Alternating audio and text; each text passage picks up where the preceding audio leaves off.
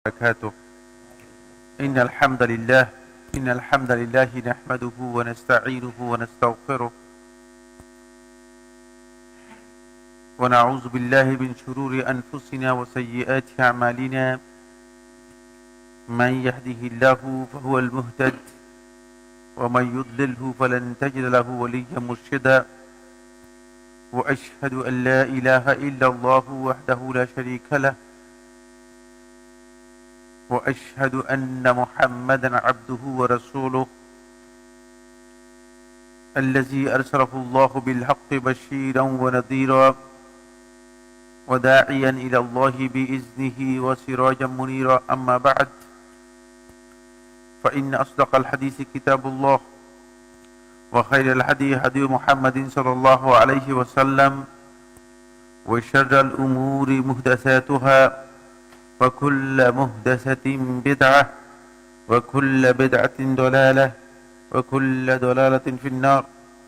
قال الله سبحانه وتعالى في كلامه المجيد: أعوذ بالله من الشيطان الرجيم. الحج أشهر معلومات فمن فرض فيهن الحج فلا رفث ولا فسوق ولا جدال في الحج. وقال رسول الله صلى الله عليه وسلم: والحاج والمعتمر وفد الله دعاهم فأجابوه وسألوه فأعطاهم. أخرجه ابن حبان في الصحيح بإسناد صحيح وصححه الشيخ الألباني رحمه الله تعالى. সম্মানিত উপস্থিতি, আজকের এই গুরুত্বপূর্ণ ইসলামী হারাকার সম্মানিত যিনি ভাইয়েরা, শুরুতেই মহান রব্বুল ইজ্জত ওয়াল জালালের অসংখ্য অগণিত শুকর গুজার হচ্ছি যে মহান রব্বুল ইজ্জত ওয়াল জালাল আমাদেরকে মেহেরবানি করে ইয়ামুল জুমআর এই গুরুত্বপূর্ণ সময়ে, যেই সময় আল্লাহ রাব্বুল আলামিন বান্দাদের দোয়া কবুল করে থাকেন, যে সময়টিকে রাসূলুল্লাহ সাল্লাল্লাহু আলাইহি ওয়াসাল্লাম সপ্তাহের সবচেয়ে গুরুত্বপূর্ণ সময় হিসেবে আখ্যায়িত করেছেন, এমন একটি সময়, একটি মজলিসু জিকিরের মজলিসে আমাদেরকে আল্লাহ রাব্বুল আলামিন বসার জন্য কবুল করেছেন। এই জন্য আল্লাহ রাব্বুল আলামিনের শুকরিয়া আদায় করি, আলহামদুলিল্লাহ। আমরা আজকে যে বিষয়টি নিয়ে আপনাদের সাথে আলোচনা করব, আপনারা জানেন যে আমরা খুব ধারাবাহিকভাবে হারিয়ে যাওয়া সুন্নাহগুলো নিয়ে কিছু কথা আমরা আলোচনা করছিলাম। সেখানে অনেকগুলো বিষয় নিয়ে আলোচনা ইতিমধ্যে হয়েছে। এটা সম্ভবত সপ্তম বা অষ্টম পর্বের আলোচনা চলছে হারিয়ে যাওয়া সুন্নাতের ক্ষেত্রে। আজকে আমরা কিছু সুন্নাহ নিয়ে আলোচনা করব, যেগুলো হজের মধ্যে কিছু সুন্নাহ যেগুলো আমাদের কাছ থেকে হারিয়ে গিয়েছে। হারিয়ে যাওয়া সুন্নাহ নিয়ে আলোচনা এই জন্য, কারণ যদি সুন্নাহ মুসলমানদের কাছ থেকে, আল্লাহর বান্দাদের কাছ থেকে হারিয়ে যায়, তাহলে পরবর্তী সময়ে সেই সুন্নাহটুকু মুসলিমদের কাছে এস্টাবলিশড করা অনেক কঠিন। মুসলিমরা সুন্নাহকে বেদাত মনে করে, পরবর্তীতে এখন সুন্নাহটাই বেদাত হয়ে যাবে, কারণ হারিয়ে গিয়েছে, তো মানুষ ভুলে গেছে। ভুলে যাওয়ার পরে যখন আপনি নতুন করে বলবেন, তখন বলবো যে ভাই আপনি কোথা থেকে বেদাত নিয়ে আসছেন। আপনি বলছেন সুন্নাত, কিন্তু সে বলতেছে বেদাত। কারণ হচ্ছে তার কাছে তো সুন্নাহর জ্ঞানটা হারিয়ে গিয়েছে। এই জন্য সুন্নাহ হারিয়ে যাওয়ার সুন্নাহ, যদি মুসলিমদের কাছ থেকে কোনো সুন্নাহ হারিয়ে যায়, তাহলে সেটা পরবর্তী সময় এস্টাবলিশ করা অনেক কঠিন। পরবর্তী সময় সেটা মানুষকে বোঝানো অনেক কঠিন, মানুষকে পালন করানো অনেক কঠিন, কারণ মানুষের কাছে সেটা চেতনার মধ্যে বেদাত হয়ে যায়, অপরিচিত হওয়ার কারণে বেদাত হয়ে যায়। দুই নম্বর যে বিষয়টি, সেটা হলো এই হজ এমন একটি ইবাদত, যে ইবাদতটা নিজেই হারিয়ে গিয়েছে। কিসের মধ্যে হারিয়ে গিয়েছে? আপনারা হয়তো বলবেন যে কি ব্যাপার, কি বলতেছেন? হ্যাঁ, এটাই বলতেছি, কারণ দীর্ঘদিনের অভিজ্ঞতা থেকেও বলছি এবং বাস্তবে বলতেছি। কিসের মধ্যে হারিয়ে গেছে? এক নম্বর হারিয়ে গেছে আনুষ্ঠানিকতার মধ্যে। আনুষ্ঠানিকতায় রূপান্তরিত হয়ে গেছে। আনুষ্ঠানিকতার মধ্যে হারিয়ে যাওয়ার কারণে কিছু আচার অনুষ্ঠানেই এখানে সর্বস্ব, আর অন্য কিছুই নেই। যেমন আমাদের মানে আমার উস্তাদি, জাস্ট বলি, মানে আমার উস্তাদি, তিনি হজ করে আসছেন, তখন তিনি বলছেন এটা তো কিচ্ছু না, শুধু মানে পুরাতন ঘর একটার দিকে চতুর্দিকে ঘুরা, আর কি। কারণ চেতনার মধ্যে এমন একটা গরম তৈরি হয়েছে, দেখছেন আনুষ্ঠানিকতা এমন এক পর্যায়ে চলে গিয়েছে যে মানুষ মনে করতেছে কিরে খালি ঘুরে। সাফা আর মারওয়া দুই পাহাড়ের মধ্যে কতক্ষণ ঘুরলেন, কতক্ষণ আল্লাহর ঘরে চতুর্দিকে ঘুরলেন, কি এটা কি? আনুষ্ঠানিকতার মধ্যে হারিয়ে গেছে, মানুষ বুঝে নেই ইবাদতের মূল চেতনাটা কোন জায়গায় সেটা বুঝে নেই। এটা হলো প্রথম পয়েন্ট। দ্বিতীয় নম্বর, হারিয়ে গেছে লৌকিকতার মধ্যে। লৌকিকতার মধ্যে হারিয়ে গেছে কি, প্রত্যেকের টার্গেট হচ্ছে আল হজ, প্রত্যেকের টার্গেট হচ্ছে বুঝলেন না ভাই আমি হজে যাচ্ছি বা হজ করতেছি,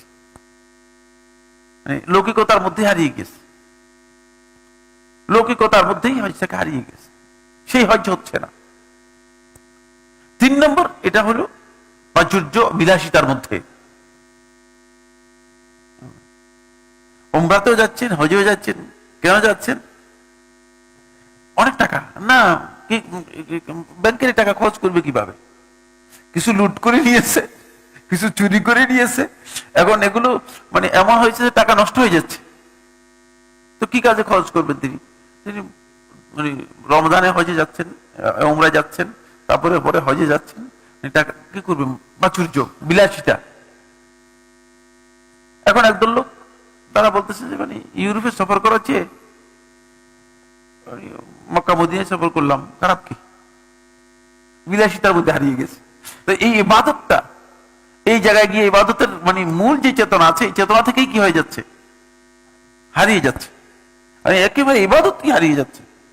ফলে বেশিরভাগ লোকের মধ্যেই, আমি বুবার আমার খেয়াল নেই কত সালে, সেটা পুরান ঢাকার এক গ্রুপের সাথে দেখা হলো, পরিচিত, মানে খাবার দাবারের আয়োজন দেখে মানে মনে হচ্ছে যে মানে বিরিয়ানি আর কাচ্চি আরো কি কি যে পুরান ঢাকার হয়, মানে খাবার দাবার আয়োজন থেকে মনে হচ্ছে যেন মানে এটা শুধুমাত্র বিরিয়ানি পাকানোর জন্য আর কাচ্চি তৈরি করার জন্য গিয়েছে, আর কোনো কাজ। সবাই মানে এখানে ইবাদতের, জিকিরের, আল্লাহর সন্তুষ্টির মানে এই বিষয়গুলো মানে মানুষের মানে চিন্তার মধ্যেই নেই, চিন্তার মধ্যেই নেই। আরেকটি হজ কাফেলা চট্টগ্রামে আছে, খুব প্রসিদ্ধ হজ কাফেলা, নাম বললে আপনারা সবাই চিনে যাবেন। শুধুমাত্র খাওয়া দাওয়ার আয়োজন কাকে বলে? চা কফি কি খাবেন? শুধু খাবেন কি সেটা অর্ডার করলে মানে আপনাকে এনে দিচ্ছে, কিন্তু হালাল দিচ্ছেন হারাম দিচ্ছে এটাও জিজ্ঞেস করবেন না। মোদ্দা কথা হচ্ছে আপনাকে খাবার দিবে, শুধু খাবার দিবে। ফলে হাজী সাহেবদের এই জায়গায় গিয়ে এখন ডিমান্ড বেড়ে গেছে।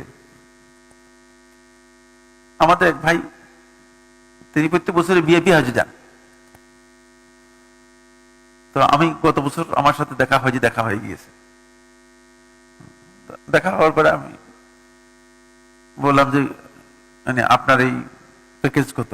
তখন বললো যে এরকম একটা অ্যামাউন্ট, বলা শোনার দরকার নেই, বুঝতে পেরেছি যে এটা তো হজের প্যাকেজ হলো না, এটা তো মানে হজ সহ আরো কিছু কিছু আছে কিনা, এখানে ভিতরে কি আসলে হজ ছাড়া আপনাদেরকে অন্য কিছু দিচ্ছে কিনা? বললেন না, হজ না করে পুরো টাকাটাই তাকে এমনি দিয়ে দিতেন, হজটা না করে টাকাটা পুরোটাই যেহেতু টাকা আছে আপনার দিয়ে দিতেন, এমনি দিয়ে দিতেন, অসুবিধা কি? টাকা দিয়ে দিতেন, হজের প্যাকেজ মানে এত এত টাকার। তখন মানে আমি কিছু কথা বললাম, শেষ বলতে যে শেখ সামনের বছর থেকে আর ভিআইপি প্যাকেজ আসবো না, মানে ভিআইপি প্যাকেজ আসবো না। মুহাম্মদ সাল্লাল্লাহু আলাইহি ওয়াসাল্লাম হজ করেছেন নরমাল হজ, বুঝলেন, ভিআইপি প্যাকেজ না। সুতরাং এটা যত এর মধ্যে বিনয়ী থাকবে, যত এর মধ্যে তাওয়াদু থাকবে, আল্লাহর সন্তুষ্টি থাকবে, ততই এর মধ্যে মর্যাদা বেশি, ততই এর মধ্যে মর্যাদা বেশি। আর যত আপনি মনে করবেন যে আপনার প্রাচুর্য, বিলাসিতা, তারপরে চাকচিক্য, জৌলস, এটা যত বেশি চাইবেন, তত এই ইবাদতের যেই মান, সেই মানটুকু আপনার আসবে না, সেই মানটুকু আসবে না। এই কথাগুলো জাস্ট দৃষ্টি আকর্ষণ করলাম। এরপর আমরা যাবো যে পয়েন্টটি নিয়ে কথা বলার জন্য, সেটা হচ্ছে হজের আমরা কিছু হারিয়ে যাওয়ার সুন্নাহ নিয়ে কথা বলবো। মানে হজের কোনো ধারাবাহিক আলোচনা নয়, বুঝতে পেরেছেন? ধারাবাহিক আলোচনা হজের, আমাদের হজ প্রশিক্ষণের মধ্যে আমরা কিছু কথা আলোচনা করেছি, সেগুলো সেখানেই থেকে গিয়েছে। হজ প্রশিক্ষণ ছাড়া এখানে যেটি গুরুত্বপূর্ণ বিষয় আমরা আলোচনা করব, সেটা হলো হাজী সাহেবগণ হজের ইহরামের সাথে জড়িত মৌলিক একটি সুন্নাহ হচ্ছে তিনি হজের ইহরাম করার সময় সুগন্ধি ব্যবহার করা। সুগন্ধি ব্যবহার করাটা একেবারে হারিয়ে যাওয়া একটা সুন্নাহ। আপনি দেখবেন না যে খুব কম সংখ্যক লোকে দেখবেন যে সুগন্ধি ব্যবহার তিনি করেন না। ইসলাম এটাকে এত বেশি উদ্বুদ্ধ করেছে যে জুমার দিনে জুমার সালাতের ফজিলত পাওয়ার জন্য সুগন্ধি ব্যবহার করা শর্ত। যদি আপনি সুগন্ধি ব্যবহার না করে জুমার সালাতে অংশগ্রহণ করেন, তাহলে জুমার দিনের ফজিলত পাবেন না। এটাকে আপনার শুনছেন আগে না? হ্যাঁ, উনি বলতেছে না শুনে নাই, না শোনার কোনো কারণ নেই। মসজিদ সিদ্দিকে এগুলি আলোচনা হবে, বুঝতে পেরেছেন? আবুল তাবুল কথা আলোচনা হবে না, ফালতু কথা আলোচনা করে সময় নষ্ট করার সুযোগ নেই। শর্ত হচ্ছে সুগন্ধি ব্যবহার করে আসবেন। ঠিক অনুরূপ ভাবে গুরুত্বপূর্ণ হজের ইহরামের গুরুত্বপূর্ণ একটি বিষয় হচ্ছে যে হজের ইহরাম যিনি করবেন, তিনি ইহরাম করার সময় তিনি শরীরে সুগন্ধি ব্যবহার করবেন, সুগন্ধি ব্যবহার করবেন। এই সুগন্ধির ব্যাপারে সহিহ বুখারী রিওয়ায়াতের মধ্যে এসেছে, আয়েশা রাদিয়াল্লাহু তাআলা বর্ণনা করেন, তিনি বলেন, কুনতু তাইয়িবু রাসূলুল্লাহ সাল্লাল্লাহু আলাইহি ওয়াসাল্লাম ইনদা ইহরামিহি, আমি আল্লাহ রাসূল সাল্লাল্লাহু আলাইহি ওয়াসাল্লামকে সুগন্ধি লাগাতাম যখন তিনি ইহরাম করতেন। তখন বিআতইয়াবি মা আজিদ, আমার কাছে সবচেয়ে ভালো মানের যে সুগন্ধি আছে সেটা দিয়ে সুগন্ধি ব্যবহার করতেন। ভালো মানটা কেমন?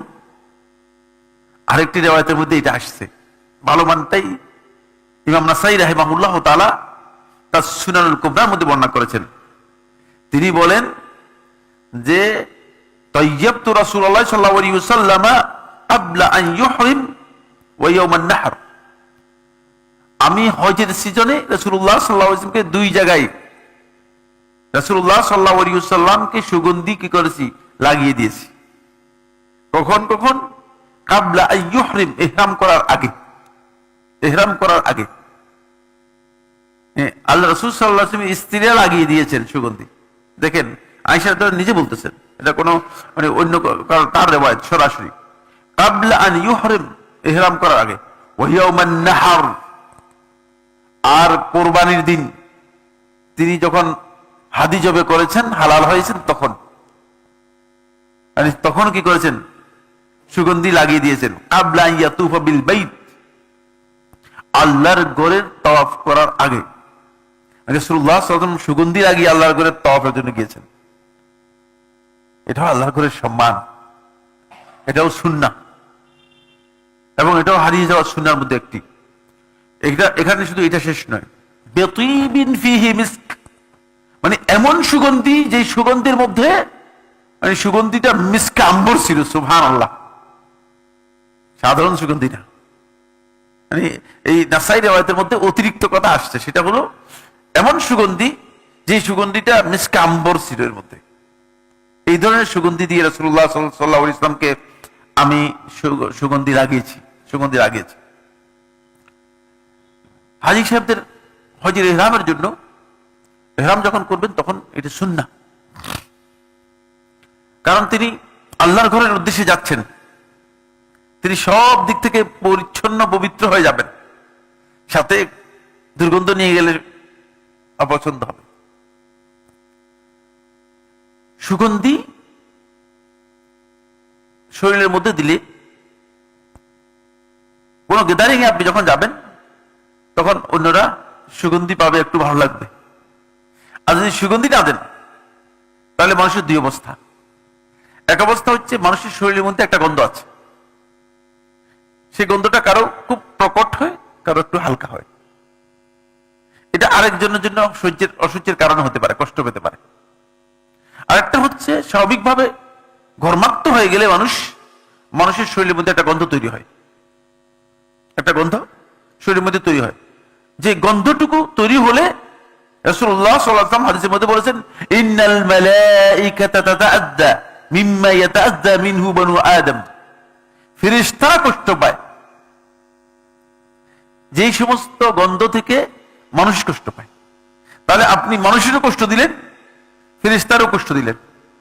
এই জন্য এখানে বিধান হচ্ছে যেটা, সেটা হলো এই যে কোনো বড় গ্যাদারিং এর সুন্নাহ হচ্ছে যেটা, সেটা ঈদ হোক, তারপরে হজ ইহরাম, অথবা জুমা, এগুলোর সুন্নাহ হচ্ছে আপনি পবিত্র পরিচ্ছন্ন হয়ে আসবেন এবং সুগন্ধি ব্যবহার করে আসবেন, সুগন্ধি ব্যবহার করে আসবেন। এটা হচ্ছে সুন্নাহ। অনেকে দেখা যাচ্ছে সে সুগন্ধির সেটা ব্যবহার করেন না। সুগন্ধির ব্যাপারটা তাদের কাছে খুবই গুরুত্বপূর্ণ, তিনি হয়তো সুগন্ধি ব্যবহার করেন না। এখানে একটি সুন্নাহ খুবই গুরুত্বপূর্ণ, সেটা হচ্ছে যাদের লম্বা চুল আছে, এটাকে আমাদের দেশে বলা হয় তাকে বাবরি চুল। বাবরি চুল রাখা সুন্নত নয়, বাবরি চুল রাখা কি নয়, সুন্নত নয়। রাসূলুল্লাহ সাল্লাল্লাহু আলাইহি ওয়াসাল্লাম আরবদের প্রচলিত যে আদাত ছিল সে আদাত অনুযায়ী চুল রেখেছেন, সে আদাত অনুযায়ী কি করেছেন, চুল রেখেছেন। ফলে ইমাম শাতিবী রাহমাতুল্লাহ আলাইহি এটা আল্লাহ রাসূল সাল্লাল্লাহু আলাইহি ওয়াসাল্লামের ওই সমস্ত আমালের মধ্যে অন্তর্ভুক্ত করেছেন যেগুলো মিনাল আমাল আর আদিয়া, মানে আদাত সম্পৃক্ত যে সমস্ত আমল আছে সেগুলোর মধ্যে ইমাম শাতিবী রাহমাতুল্লাহ এটা উল্লেখ করেছেন। অনেকে মনে করে থাকেন যে চুল বড় রাখলে একটু, এটা মানে একজনের মাথার মধ্যে টুপি না দিয়ে এসে আমাকে বলতেছে যে বলতেছে টুপি দিই নাই, মানে যেহেতু সুন্নত, মানে সুন্নত একটা আছে, হ্যাঁ ডবল সুন্নত করি নাই আর কি। আমি হাসলাম, আমি বললাম যে ভালোই তো, ভালোই দিন বুঝছো তো, বেকুবের দিন বুঝার মতো আর কি, বুঝতে পেরেছেন। ওটা টুপি দিই নাই, ওটা সুন্নত একটা মাথার মধ্যে আছে এই জন্য। সুন্নত আছে তার, সেটা হচ্ছে সে বুঝাতে চাচ্ছে বাবরি চুল, এটা হচ্ছে সুন্নাহ না, এটা সুন্নাহ নয়, এক নম্বর কথা। দুই নম্বর বিষয় হচ্ছে, আমার আলোচ্য বিষয় না, আমার আলোচ্য বিষয় হচ্ছে যদি কারো চুল লম্বা থাকে। আমি আমাদের মসজিদেই মনে হয় আসরের সালাতের পর 2 দিন বা 3 দিন আগে একজনের চুল দেখতেছি যে মানে এই যে মানে কোমর পর্যন্ত কি এত লম্বা চুল, মানে যে চুলের বুঝলেন না ভাঁজ করতেছে, তারপরে এটাকে মানে মহিলাদের মতো এভাবে করতেছে। আমি মনে হচ্ছে কি মহিলা এখানে ঢুকলো কিভাবে, পিছন থেকে দেখতেছি চুল, কিন্তু সামনে যে মানুষ ছবি দেখতেছি না। আমি চিন্তা করতেছিলাম যে এই লোকটা কি, ব্যাপারটা কি। শেষে অনেকক্ষণ পর দেখলাম যে সে চুলগুলো গুছাচ্ছে, গুছাই এগুলো খোপা বানবে আর কি, বুঝতে পেরেছে কিনা, অন্তপক্ষে 1 হাত বা 100 হাত লম্বা না। নবী সাল্লাল্লাহু আলাইহি ওয়াসাল্লামের চুলের ব্যাপারে বর্ণনার মধ্যে যেটা আসে সেটা হচ্ছে এতটুকু পর্যন্ত, এই যে কানের নিচের অংশটুকু আছে না, এতটুকু পর্যন্ত, যেটা নবী সাল্লাল্লাহু আলাইহি ওয়াসাল্লাম রাখতেন, প্রমাণিত হয়েছে। তাও এটা ওই জাহিলি সমাজে পরিচিত ছিল। তো জাহিলি সমাজ কি এখন আছে না নাই? এখানে যা আছে সব কি জাহিলি সমাজ নাকি? হ্যাঁ, আমি এই বিষয়ে তাকে আলোচনা করবো না, তাকে আলোচনা করলে অনেক লম্বা সময় আমার নিয়ে যাবে। কিন্তু একটা কথা আমি বলবো, সেটা হচ্ছে আমার এই মুহূর্তে মনে পড়েছে ইস্তেসকারের মধ্যে ইমাম ইবনে আব্দুল বার রাহিমাহুল্লাহ তাআলা উল্লেখ করেছেন, বলছেন যে আমাদের সময় যে সমস্ত লোকেরা আমরা দেখতাম যে লম্বা চুল রাখছে, এদেরকে আমরা আহমক মনে করতাম। ইস্তেসকারের মধ্যে দেখবেন একটাও সাইফুল্লাহর নিজের তৈরি করা পকেট থেকে বক্তব্য দেই না, পড়ালেখা করে এসে বক্তব্য দিই এবং সারাক্ষণ পড়ি আর পড়ি, বুঝতে পেরেছেন। ব্যবসাও করি না, চাকরিও করি না, দান্দাও করি না, ওয়ালিল্লাহিল হামদ, আল্লাহ তাআলার প্রশংসা। মানে দেখবেন ইস্তেসকার খুলে দেখবেন যে ঠিক এই কথা বলছি কিনা, আছে পরে আসছে। এরপরে আসেন যেটা, এটা আলোচ্য বিষয় না, আলোচ্য বিষয় হচ্ছে যদি কারো চুল বড় থাকে তাহলে সুন্নাহ হচ্ছে তার জন্য তিনি ইহরাম করার সময় তালবিদ করবেন। তালবিদ করবেন। তালবিদ কাকে বলা হয়? তালবিদ হচ্ছে চুলগুলোকে তখনকার সময় এক প্রকারের কেমিক্যালের মতো পাওয়া যেত, এগুলোকে সুন্দর করে, মানে যেমন আমাদের এখন এই যে মেহেন্দি পাতা আছে না, এই ধরনের মানে এক পাতা পাওয়া যেত, সেগুলো দিয়ে চুলটাকে পুরোটাকে একসাথ করে মিলাই দিবেন, যাতে করে মানে এহরামের মধ্যে চুলের কোনো সমস্যা তার না হয়। কতক্ষণ পরপর চুল চুলকাবে আর চুল ফেলে দিবে, অথবা চুল খুলে পড়ে যাবে। মানে এই জন্য নবী সাল্লাল্লাহু আলাইহি ওয়াসাল্লামের সুন্নাহ ছিল এটাকে তালবিদ করে দেয়া। আসেন কি বলে হাদিসের মধ্যে, ইবনে আব্বাস রাদিয়াল্লাহু থেকে বর্ণিত, তিনি বলেন, সামি'তু রাসূলুল্লাহ সাল্লাল্লাহু আলাইহি ওয়াসাল্লাম ইউহিল্লু মুলাব্বিদান, আমি আল্লাহ রাসূল সাল্লাল্লাহু আলাইহি ওয়াসাল্লামকে ইহরাম করতে শুনেছি এই অবস্থায় যে রাসূলুল্লাহ সাল্লাল্লাহু আলাইহি ওয়াসাল্লাম তার চুলগুলোকে তিনি তালবিদ করে দিয়েছেন, সবগুলোকে মানে চুল কি করে দিয়েছেন যাতে করে এলোমেলো আর না হয়, চুলকে একসাথ করে দিয়েছেন। এটাও ইহরামের জন্য সুন্নাহ। তাহলে আপনি চুলের ঝামেলা থেকে বেঁচে গেলেন, নাহলে আপনি কতক্ষণ পর দেখবেন যে চুল নিয়ে বিপদের মধ্যে আছেন, চুল মাথার সামনে চলে আসতেছে। এই জন্য আল্লাহ নবী সাল্লাল্লাহু আলাইহি ওয়াসাল্লামের হাদিস হচ্ছে এটা একবার হারিয়ে যাওয়া সুন্নাহ। যারা চুল বড় রাখেন তারা এটা হয়তো জানেন না, কিন্তু এখন নতুন একটা ডিজাইন বেরিয়েছে। আমি সব মানে আপনি মনে করেন না যে আমি আসমান থেকে আসছি, কিন্তু বাংলাদেশের লোক তো সবখানে যাই, সুতরাং আমি সবকিছু দেখি এবং সবকিছু বুঝি। রাস্তায় যাওয়ার সময় বুঝলেন না, পিছনে কি আছে এটাও দেখি, সামনে কি আছে এটাও দেখি, দুইটাই দেখি যাই, বুঝলেন না।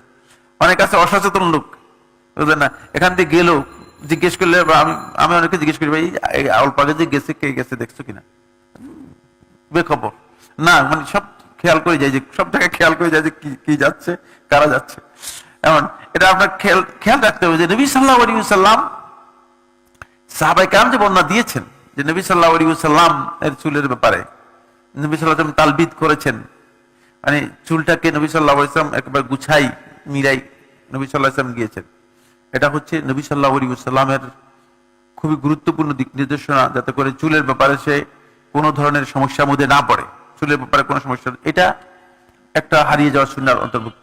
অনেকে এটাকে মানে বর্তমান সময়ে এটা অনেকে গুরুত্ব দিচ্ছেন না, বা অনেকে কোনো খবর নেই বা জানেনও না। কিন্তু নতুন যে ডিজাইনটা এসেছে সেই ডিজাইনটা হচ্ছে এটা, এখানে কেউ দেখছেন কিনা, এরকম একটা কাটা কাটা কাটা কাটা আছে, এভাবে দিয়ে এখানে এনে জমা করে রাখতেছে। হ্যাঁ, এটা হলো মানে তালবিদের আধুনিক প্যাটার্ন আর কি। এটা হচ্ছে তালবিদ না, কিন্তু তালবিদের আধুনিক ভার্সন, তালবিদের আধুনিক ভার্সন। এটা দেখেন নাই কেউ, একজনও দেখেন নাই, দেখছেন? দেখ আলহামদুলিল্লাহ, তাহলে তো সঠিক বলছি। কাটা কাটা আছে, চুলের এইভাবে দিয়ে এখানে এটা কি করছেন, একসাথ করে দিয়েছেন।